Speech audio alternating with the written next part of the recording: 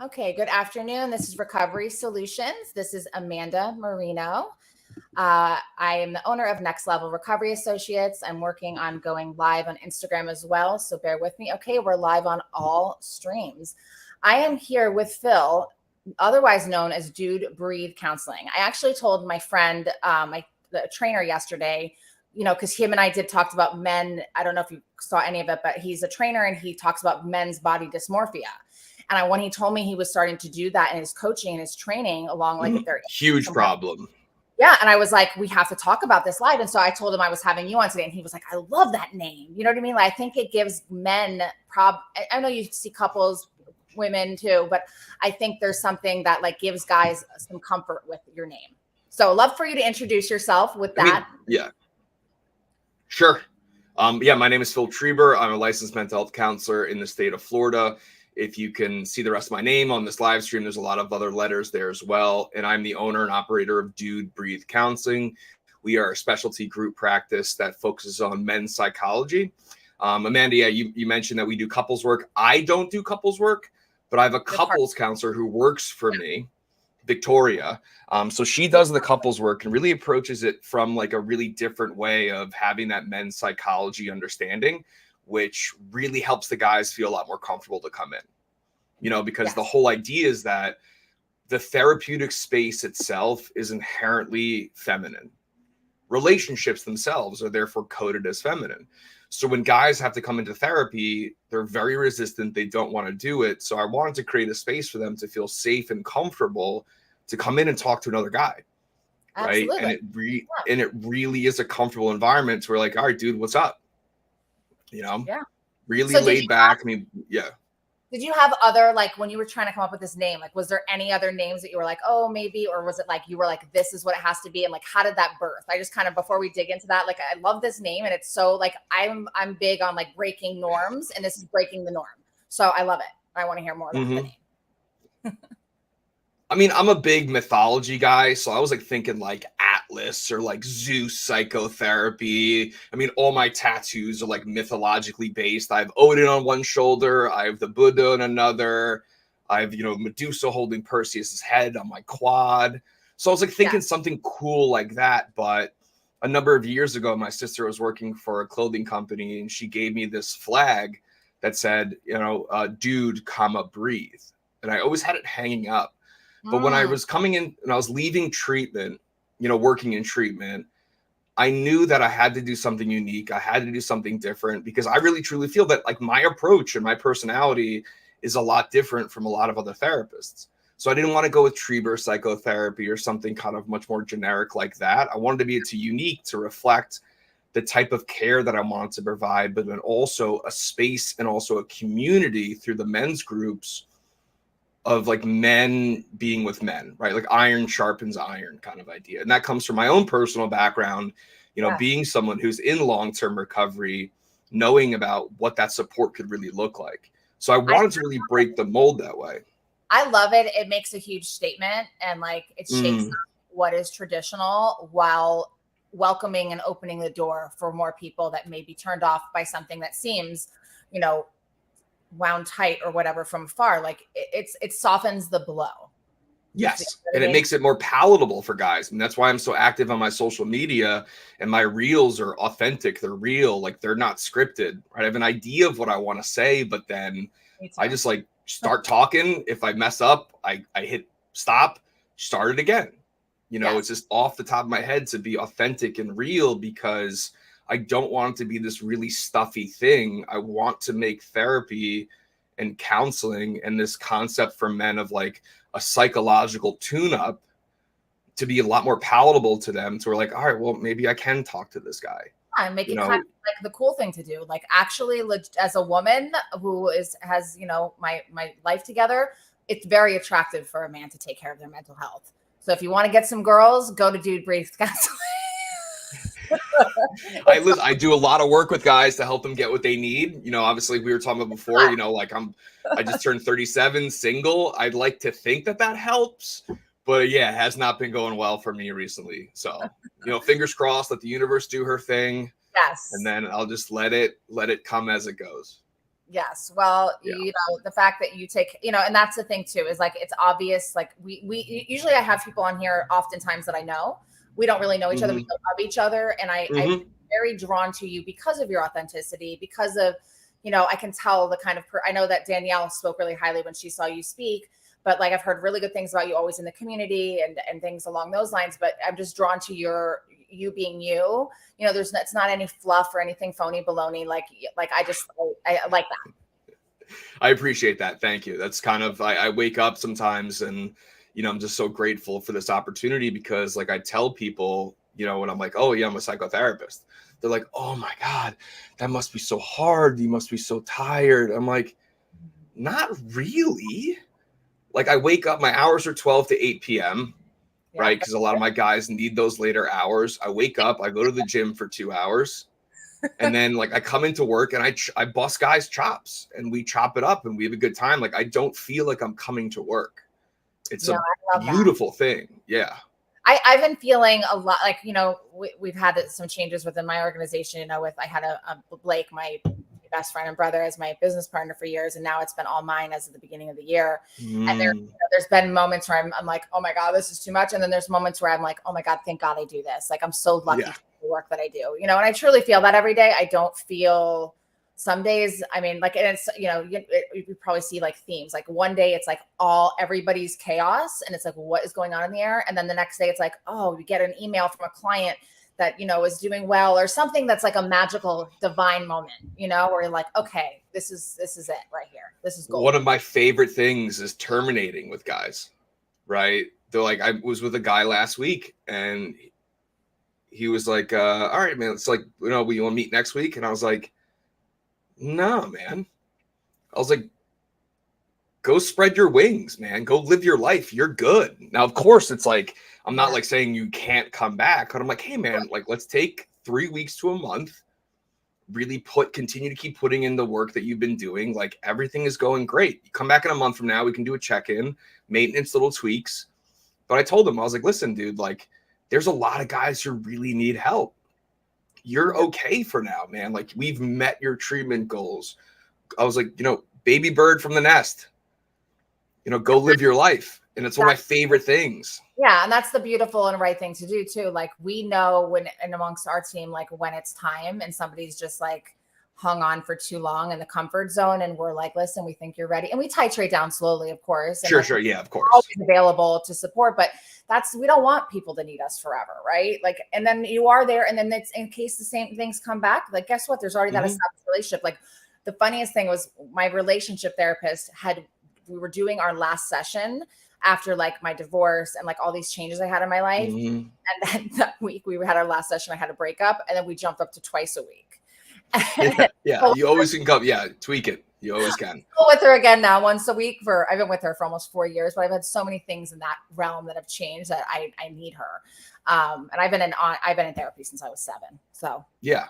And the beautiful thing is that like, when I work with guys and they meet their treatment goals and they get into a healthy relationship, right? Like, we heal outside of relationship, but then we also do a lot of healing in relationship, because there are things like you could develop yourself into the greatest version of you. You are self-actualizing, you're firing on all cylinders, but then you get into a relationship and you're like, hey dude, like, she's not texting me back like right away. Yeah. Right. So then it's like that angst attachment comes out and we like start to like other little things pop their heads up. And it's like kind of playing whack-a-mole at times. But again, it's just circling back around to, okay, man, like, remember that thing we talked about 3 months ago?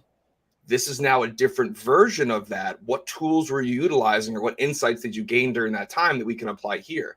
Absolutely. And they're like, oh, yeah. I'm like, yeah, dude, you got this stuff inside of you already. Right. Now, of course, I'm not like that stoked in session when they're really struggling. I'm not like smiling and laughing at them.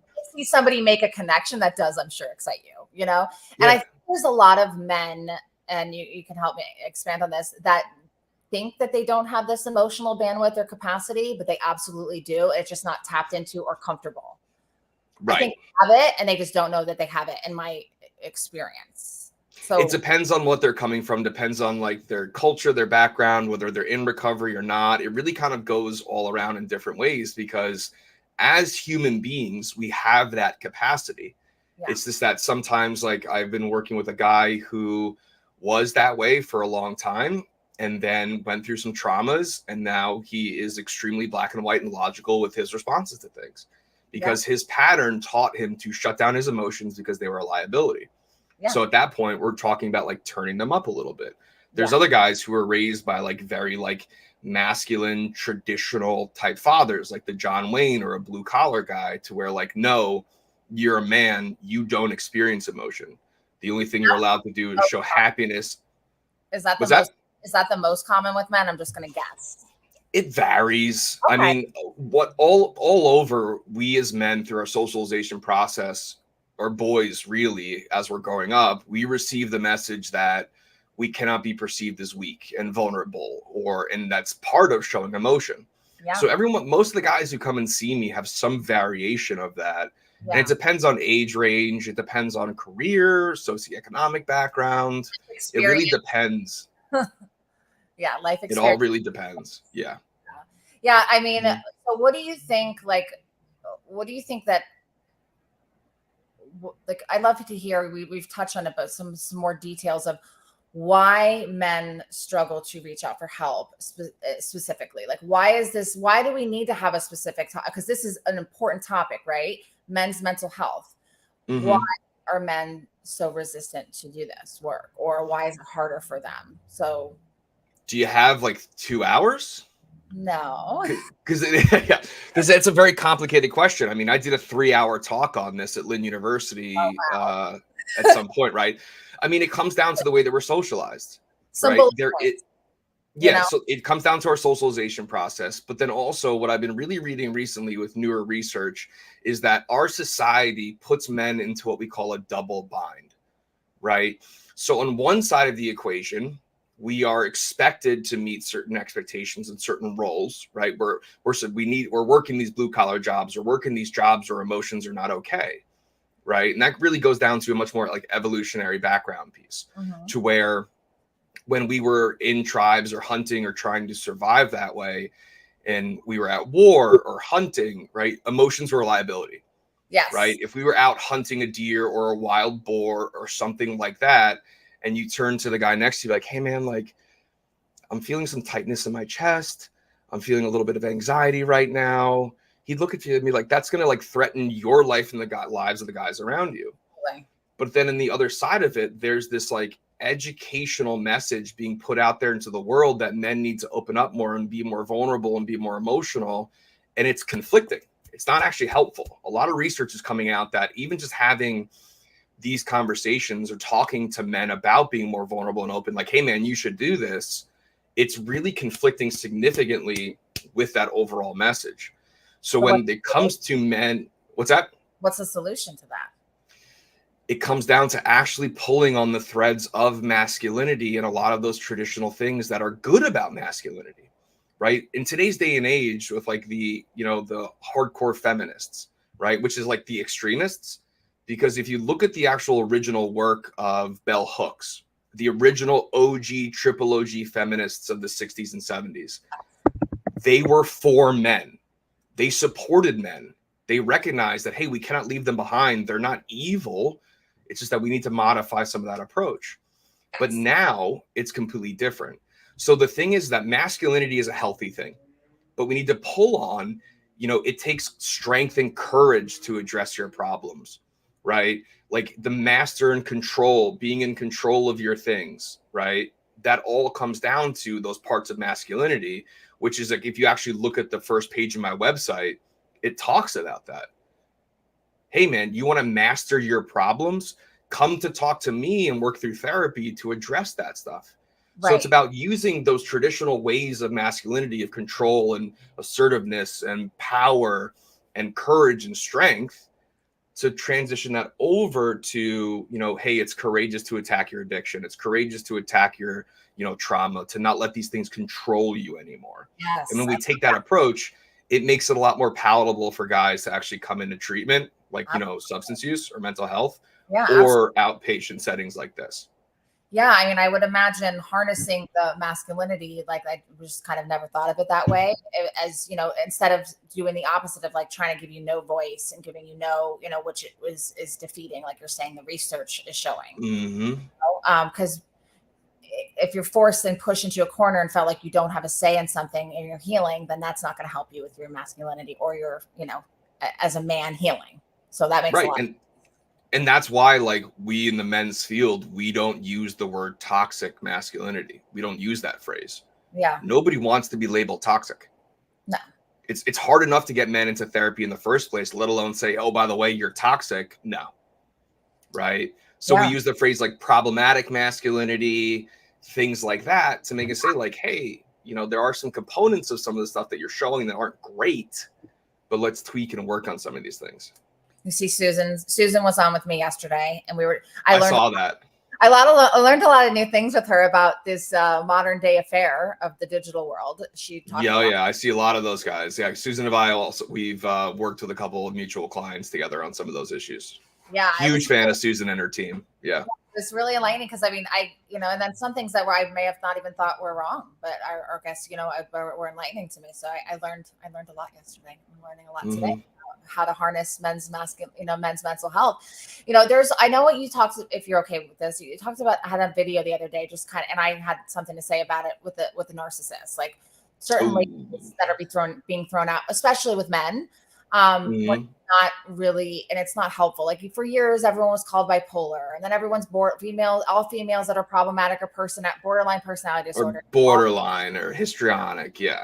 So we have these crazy. Yeah, we have these themes that we go through, and this is one that is a real problem, right? Real problem. Being with a narcissist is awful, but it's also being thrown around. So I'd love you to talk about that a little bit. Absolutely. Yeah, I'm actually in the middle of my Instagram of a series of reels speaking about this, and I think I gotta post one today. The thing is that like the same thing with bipolar. Like someone will say like, "Oh, I was so bipolar today." I was like, "Okay, tell me some more." And they're like, "Well, I woke up in a great mood, and then in the afternoon I was sad." I was like, "That's not what bipolar is, right?" The thing about it is that with narcissistic personality disorder is a legitimate diagnosis in the DSM with very specific criteria. Okay. Right? Now, of course, like certain men, I mean, it's definitely skewed more men. Women absolutely can be narcissistic and be diagnosed with that. It's a little more rare. But the thing is that I have this theory that like a lot of the men in relationship or out there in the world, like will get labeled as a narcissist, but most likely they're not. Right. Because if you look at the actual population of the DSM, which I'm not a huge fan of, right? I don't diagnose. It's just like there's too many politics and bullshit involved there. It's like 1.9%, if not lower, I think, of narcissists. So if like you're in a relationship, like even here in South Florida, if we talk to every woman who is in a difficult relationship with a man, the numbers would be like 60% of the population that would be narcissistic. Well, not a thing. The truth to be told, like everyone has narcissistic qualities, right? Every human being. There's healthy narcissism. Absolutely. It's called having self-confidence. Yes. It's called having a healthy sense of self. It's ego. Yes. But the ego in like the recovery world in 12-step, ego gets such a bad rap. But if we didn't have an ego, we wouldn't survive. No. Right? But I have this theory, and of course, like I did this presentation for a group of professionals that your colleague was at, and it was literally at the top of the presentation. It says Phil's anecdotal observational theory, not empirically validated, right? Is that like when we dig deeper into the men's psychology field, if you look at a lot of things that men are struggling with, being empathetic, being understanding, with their power and control things, being aggressive or assertive or authoritative. Yes. If you look at a lot of those things that are just really masculinity that might be a little bit problematic, it coincides very closely with narcissism. Yes. But it's not narcissism. Yes. Someone who's a narcissist has a balloon inside of them. Okay. And the only way for them to have that balloon of their, like, to feel okay about themselves is the power and control. It's through unintentional or intentional gaslighting. It's through the validation. It's all the things externally coming into themselves. Right. And that's why they do what they do, because, you know, we can summarize narcissism into the complete loss of their true self. They get so attached to this image that they put out there that they literally don't care about the harm they're causing to others. Right. But a lot of times in relationships, you know, some guy might invalidate his girlfriend or his boyfriend's, you know, feelings. You're gaslighting me. Yeah, that's another one that's thrown around too. That people don't know people don't know what these two terms mean. Gaslighting. Maybe not. Most likely he's not doing it intentionally, but most of the time it comes down to that man lacking emotional intelligence, lacking the ability to recognize, oh, she's an emotion right now, she's a human, etc., but then responding from an empathetic standpoint. Because the way that men and women were raised to communicate is completely different on either side. Absolutely. You know, we're problem solvers. We're trying to, you know, go through these things logically. Women are much more in emotion and have that connection there. So a lot of men, when they're not able to speak those languages, are going to be perceived as narcissistic. And then it's going to get thrown around, and then they're labeled, and it just spins out further and further from there. Yeah.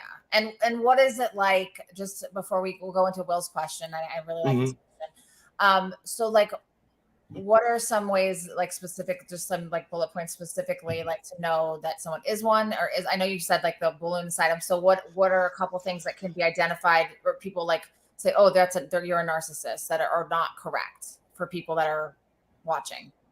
I mean, it's like really getting a firm understanding of what the actual diagnosis is. Like you can Google the DSM criteria, right? Also really getting a very clear understanding of what gaslighting is, because gaslighting is a technique that is literally being done intentionally to have the person on the other side question their reality. That is the goal. Right. So that person relies solely on the narcissist as their world, their vision, et cetera, et cetera. Yeah. If you're in an argument with your partner and he says, oh, that didn't happen that way, it's most likely unintentional, but it's most likely he's just invalidating your statement. He doesn't see it that way. It's a different perspective. Absolutely. There's not like this conscious motive to, oh, I'm going to have her question her reality, so she relies on me more, and then she's not allowed to see her friends. Like there's a lot of controlling and plotting that's going on. But sometimes for narcissists, it's the only way that they know how to see the world. So they're not even intentional that they're doing it. Right. Or, you know, understanding that they're doing it. But there's a lot of great resources out there. There's the Gaslighting and Narcissistic Abuse Recovery Workbook and Notebook. There's a lot of great books that Victoria, the couples counselor, that I work with, that she will like read through certain sections and assign reading to her female clients to get like, oh, he's not a narcissist, it's just this over here. So they can really gain a better, you know, because trying to do it on your own, it's going to be tough. Seek the help of a professional, even short term, because you're going to be subjective. You're going to have horse blinders on. You're not going to be able to see the full picture. And you're going to go by whatever random content you might see. That's why I shared this with Susan yesterday. It's like so important for me to have conversations like this I'm having with you, because if you go on TikTok, you go on Instagram, there are just random people that are just making up stuff, you know? And so for me to have you on here to talk about actual research and actual implementation in your clinical practice, this is quality content, quality information, right? And that's important I feel like people like you and I are responsible for that today, right? We do 100%. We do the work that we do. And we, you know, like I don't pretend to be a therapist. I'm not a therapist. I am a coach. I'm an interventionist. I work with a lot of therapists. I have a mom who's a psych nurse. I've been in this realm my whole life. I'm in recovery, but I trust my clinical professionals on my team to do the clinical work. And if I refer someone to someone, follow their clinical lead. And I don't ever try to dictate care, because I'm not providing the care. Sure. You know? Yeah. Because it's the same thing. It's like, I'll even hear, like, I'll get referrals because I work with men, right? I'll get referrals from other clinicians and be like, hey, like he might be a narcissist. Or they're working with the partner and they send the mail to me like, hey, you should see him. He's probably a narcissist, right? 9 times out of 10, these guys come sit on my couch.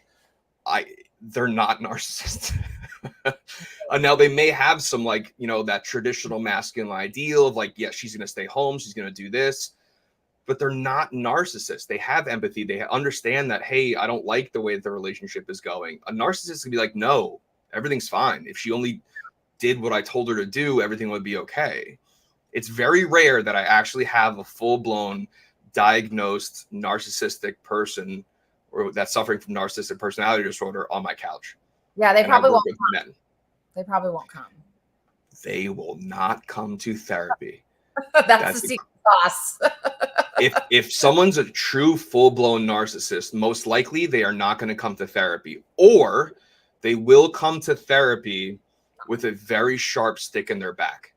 And nothing about that to deal with anything about that. She's going to leave. I'm only here for her. You know, if I don't do this, something bad's going to happen. There needs to be some type of external factor for them to come into treatment. But even then, most likely they're not going to be doing work, or they won't be open to other perspectives. There are ways, like, narcissists are treatable. It's just really difficult. And like with that balloon, that inflated sense of self, and this is Terry Real's work, who's he's a great, you know, he calls himself a recovering narcissist. With someone who's a narcissist, their inflated sense of self balloon's going to be here. We're going to have to deflate that balloon. They will shame spiral, but then you need to build them back up again. Yeah. So that's what we do, is that we come someone, we break them down. That balloon pops. I'm a piece of shit. I'm a piece of garbage, etc. I'm a terrible person. I realize what I'm doing, but then we need to build them back up to being okay. I love that. And that's a lot of what was talked about. So, well, that's similar with the whole, the cheating and the things that like the aware, what it was called, the affair recovery. So it's not, this is like a sick recovery program like you're doing. Well, I don't do affair recovery. I leave that to Susan and the experts. Because yours is a narcissist, or you're saying like if you were to deal with someone that was like that, like how the treatment is. I was just comparing it in my head. Yeah. Okay, so let's answer Will's question. Can you see it? Mm-hmm. It says, "Hi Amanda, I'd like to hear about entitlement issues. How do you work with denial and entitlement?" Which, you know, I know Will does a lot of the work that we do. He's a companion and a coach, and so we end up getting high-end clientele, and you know, at times very successful and wealthy individuals, you know, can have a sense of entitlement. So I think that's kind of maybe where it comes from. But we love to I mean, the difficulty there is that with the very successful, the high wealth, right? I mean, that's like the golden ghetto type stuff, right? The way that we approach people of high wealth, high wealth. It's a great book. Yeah, my old supervisor, Tommy McGee, had me read it years ago. I barely remember it, but the way that we... That's so true. I could just felt that when you said that. Kind of like dude breathe in the golden ghetto. So the thing is, like, when we're treating high people with high wealth or who are very successful, it's going to be a very different approach, because the thing is that if you as coaches or clinicians or interventionists are approaching these individuals and we are trying to help them understand that their perspective or their ideas about these things are incorrect, they have a wealth of information, a wealth of experience that tells them, no, my decisions are good. Look at what I've succeeded in. Look what I've accomplished, right? Now, that's, of course, with entrepreneurs who are self-made. When we're working with people of high wealth who are like the daughters and sons who have not done anything on their own, that's a really difficult one, because they still have been ingrained with this sense of entitlement of I'm better than, or this is my life, etc., which is really difficult. That's the way this works. Things are just handed to me. I don't have to work for anything. It's just, you know, that's the norm. And so it's very hard to undo that, you know? Yeah. And which is why programs that I'm familiar with, like Renaissance with Karen, you know, you start from, you know, ground zero. You know, it's like, hey, yeah, you might have the Ferrari at home and stuff like that, but, you know, they work with the family to kind of remove that so the person can actually develop a sense of self and accomplishing the things that they want to accomplish. But within my practice, like, I see guys of high net worth and who are very successful, but it's mostly around relationship stuff to the point. But when I see the entitlement and denial type stuff now in my practice, it's usually with the younger population. It's usually with guys who are like 18 to 24, 18 to 25, who have seen people become successful on TikTok, and they have people in their ear telling them that they're special, that they're different, that they're going to be able to accomplish these things. And why isn't the world providing to me what I need? Right. Yes. I'm working with a younger guy right now.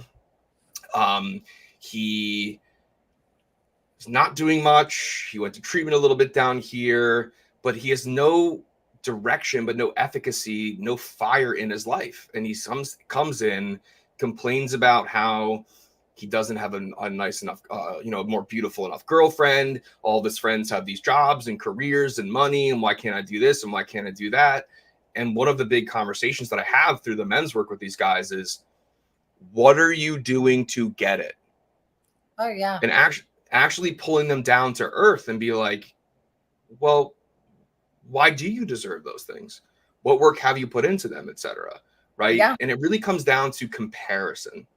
A lot of now, specifically with social media, is that if they're seeing their friends with these beautiful women or these jobs and cars and things online, they automatically just assume that I deserve that too. Absolutely. Especially if they've been around that always and now it's changing. That's a hard one. Like Matt Williams is so good. Matt Williams that owns Pro. Love Maddie. Matt is so good with the guy you're describing. Like he will just like he's just so good with that kind of thing, as far as like the logistical implementation of like navigating through those steps, because it's like, there's just so many, and they're young. It's a wide age range for us, young to older, but a lot of individuals that just expect this thing handed to them and don't understand like why. No, I'm not going to take a minimum wage job. No, I'm not going to, but you're living on, someone's couch right now, and you have no money, and your parents pay for everything. So, it's ego deflation, but it also comes like actually bringing them down to earth in like a very, like, I do it my therapeutic way, right? Through like the Socratic questioning, be like, okay, well, what have you done to deserve this? Right. Well, it's like, yeah, you see this, you see your buddy with this and this job and stuff like that. What do you think he did to get those things? Right. Yeah. Which it's a difficult aspect, but again, it's really about developing with those guys. Like the solution to that is developing this concept and this idea of self-esteem, right? How do we build real self-esteem? Through esteemable acts. And a lot of the times we men are taught to get these things externally through, let's see, what are they again, right? Attribute-based, performance-based, and others-based self-esteem. If you're relying on your sense of self and your self-worth and the things that you have and the things that are around you, or the things. Uh-oh. We lost him. Where did he go? Hold on one second. I don't know what happened to him.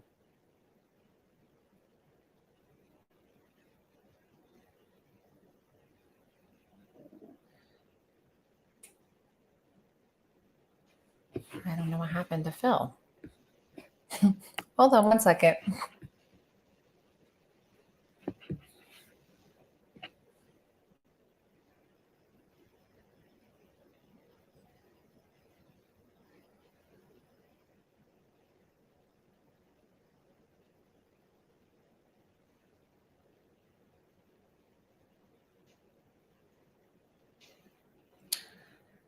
Okay, he's going to come back on. So I'm just going to say hello, Pastor Deborah. The work of helping men to have a righteous and balanced mental health is to work in the soul with its identity, concepts, beliefs, and ideas of self and others. But one can help men if they go deeper within. This is beautiful. Thank you for this topic, because this is rarely talked about. Love Pastor. I'm just reading Pastor Deborah's comment. It's actually very beautiful. So yeah, I paused for a minute and then just decided to keep going. Yeah, I don't know what happened. I apologize for that. Listen, there's times where I've lost the whole screen. There's been times where one time when I used a different streaming service before this one time it took 30 minutes to get online. Like, I don't know what happened. So that's why I thank God, but there's technology as a thing. So this is, if you see her comment, it's very beautiful. Yeah, that's exactly what I help guys to do, is that we men are really taught through our experiences to keep things surface level.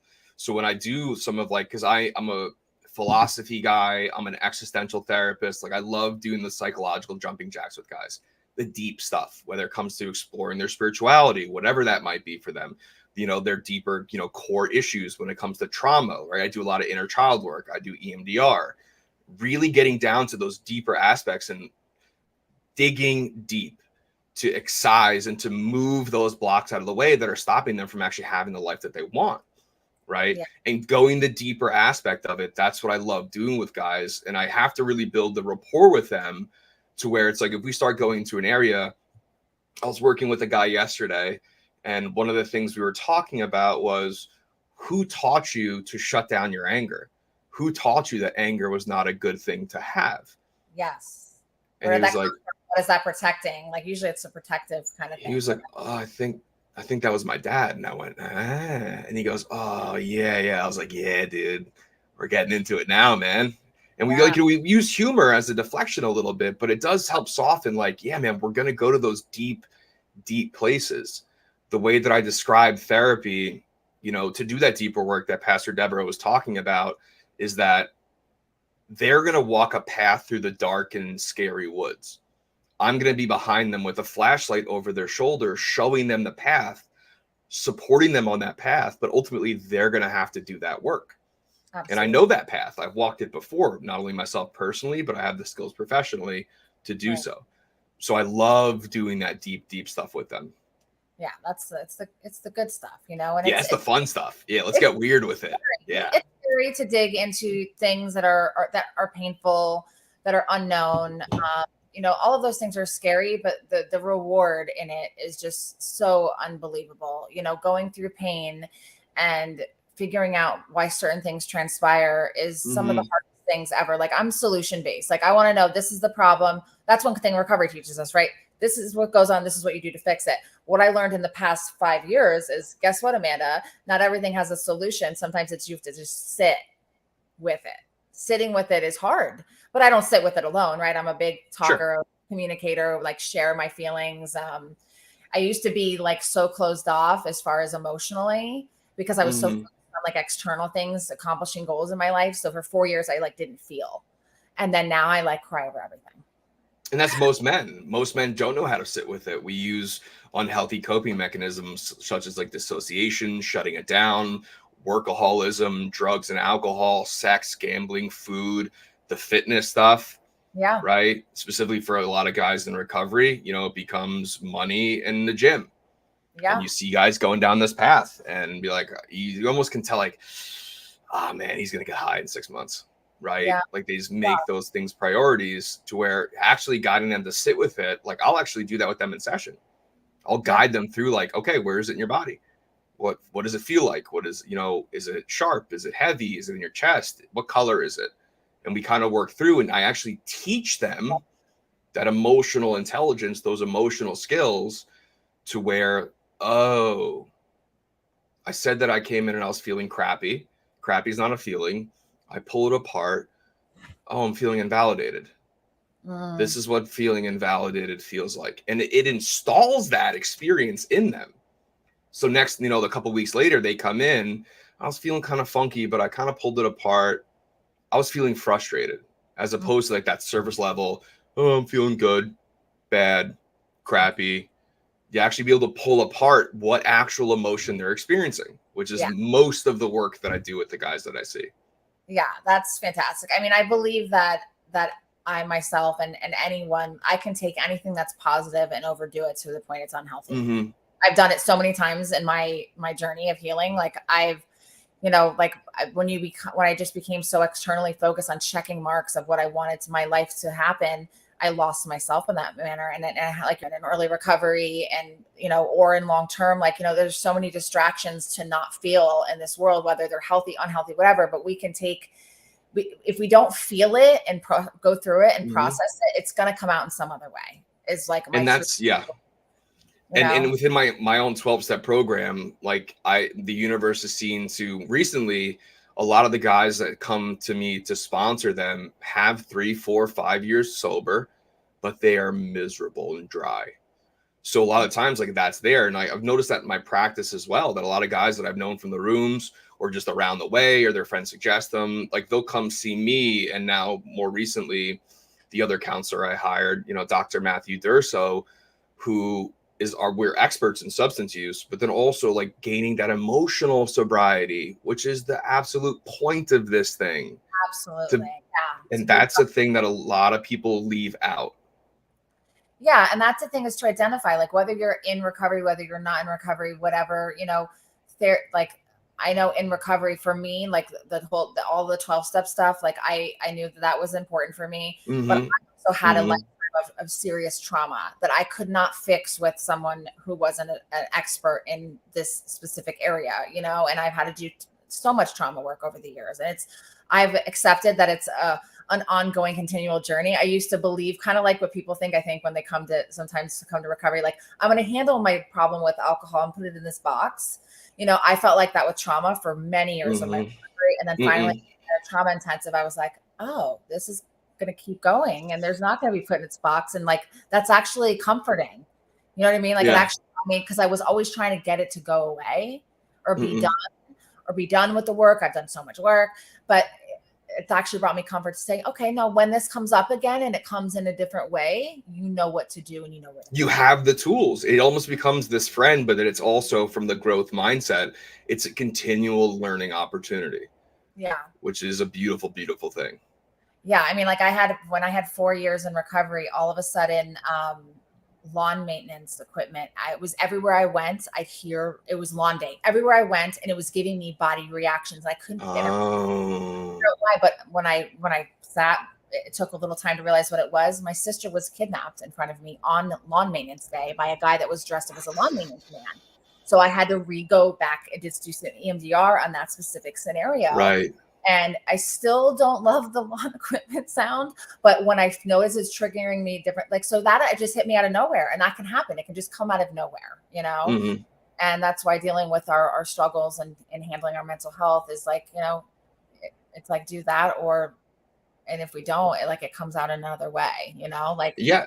Yep. It's huge that way, because the same thing, it's like your car breaks down, you go to a mechanic, you break your arm, you go to the ER. If you're struggling with anxiety-like symptoms, depressive-like symptoms, relationship struggles, whatever it might be, you come see a psychotherapist like us. But for some reason, right, men don't approach it that way, right? On my website, I literally said, like, you trying to fix your mental health problems on your own is like going into the garage and healing a broken arm with duct tape and some glue. Oh, I love it's not going to work. You can keep trying. I love that. Yeah. But you're going to have to kind of end up coming to speak to one of us. And hopefully, you know, someone you can really relate to. Yes, I love that. I even hear people go to their primary doctor, and like primary doctors do not have much mental health experience. Like, go to a licensed therapist. They go pills. Even when it comes to a psychiatrist, I'm super picky, like with who I like. And Aldo's our primary psychiatrist, Aldo Morales, because he truly sees individuals. But, you know, so what would you like to say? I know you probably have sessions and I have a visit I have to go do. So what do you want? What would you like to say to men out there? What someone who's maybe scrolling by this and, you know, is struggling in silence, or, you know, how can they, you know, take the first step here? I mean, I think one of the most basic messages to get out there is that you're not alone. There are millions upon millions of men who are silently suffering around this planet. It's an epidemic. You know, it's literally like we're in the middle of an unfinished gender revolution, to where we have been suffering for so long. We're trying to solve our problems a specific way and it doesn't work. But there is help, whether it's with me or other people, right? Like, people contact me. Anybody who contacts me, you're going to get me. It's not a virtual assistant. You know, it's no one else that's working for me. Like, you're going to get me. And the same thing, it's like, if we cannot figure out the logistics, or like, I'm mostly full right now, I have other therapists that work for me. You want to go through your insurance? Cool. I will help you find somebody in your area that you might be able to link up with, right? I do free consultation calls. I'll get on the phone and chop it up with you, right? To guide you in that general direction. Because the thing is that therapy doesn't have to be this 3-year long process. One of the key things I tell guys on the phone is that my job is to work myself out of a job.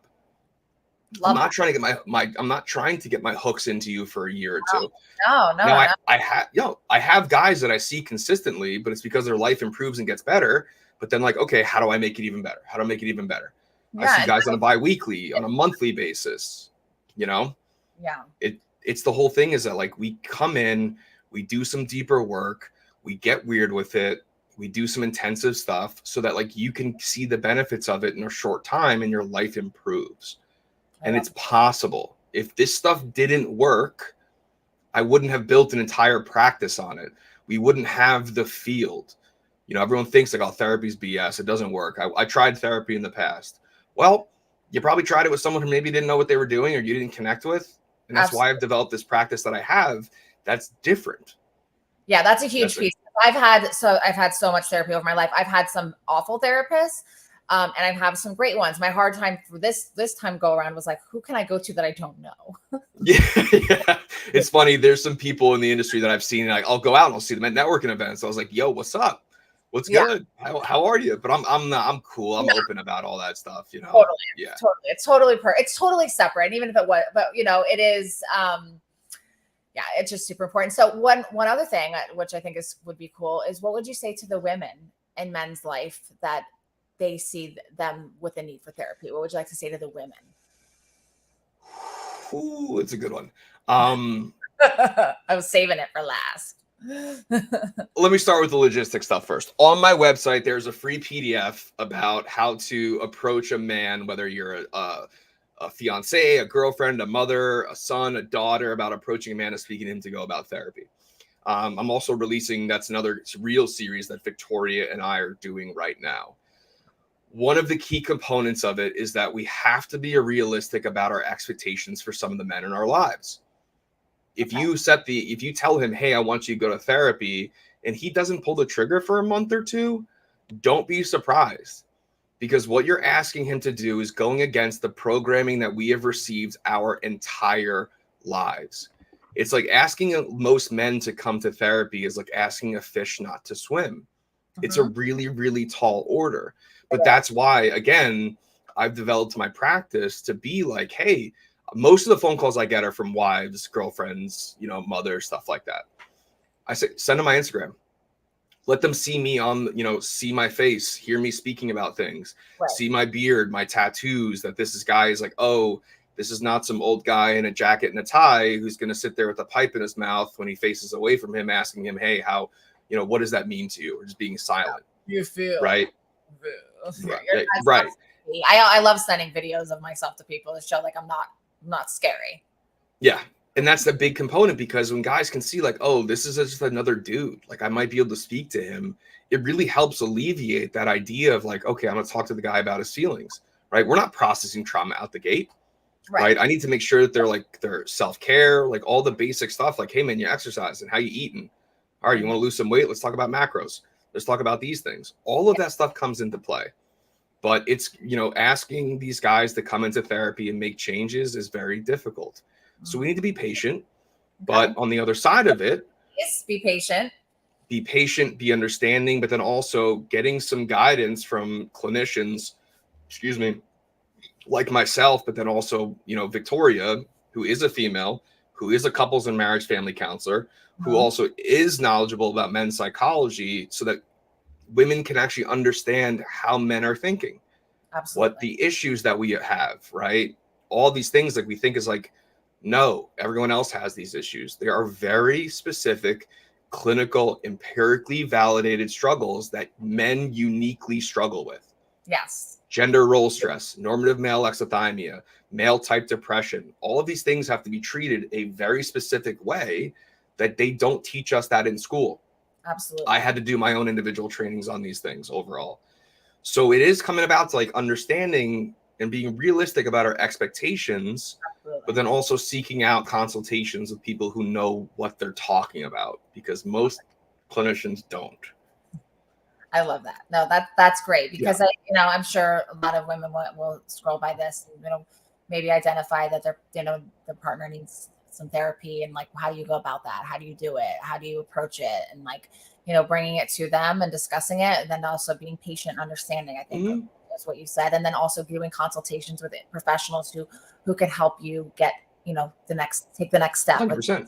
I think you could come see Victoria for a month just to learn how to actually do these things appropriately, right? We just started opening up her practice more to working with women, and the asks and people contacting me has been absolutely insane. I love that. Why don't I come by and hang out with you guys when I come back from my conference? I'm heading to Tahoe this weekend. Please do.